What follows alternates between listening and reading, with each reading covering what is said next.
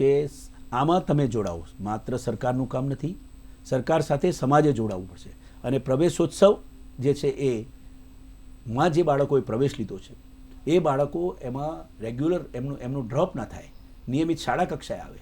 એમાં એસએમસીની કમિટી તો હોય જ છે, પણ સાથે સાથે આપ સમાજમાં ક્યાંક પણ એવું લાગે કે કોઈક બાળક ખરેખર ભણવાની ઉંમરે, અભ્યાસની ઉંમરે એ બાળક જે છે એ અન્ય કામો કરી રહ્યું છે, બાળમજૂરી કરી રહ્યું છે, કે એને કોઈ આર્થિક કે એવા કોઈ કારણસર એ અભ્યાસ નથી કરી શકતું, ચોક્કસ અમારા ધ્યાને લાવો.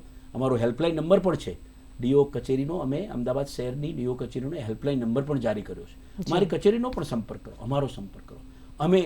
તમે ફક્ત ફોટો મોકલશો કે એડ્રેસ મોકલશો તો પણ અમે ત્યાં આવી, અમારી ટીમ આવી, અમારા શિક્ષકો પણ ત્યાં આવી, આ બાળકને આપણે કાઉન્સેલિંગ કરી અને શાળાઓ સુધી લાવવા માટેનો પ્રયત્ન કરીશું.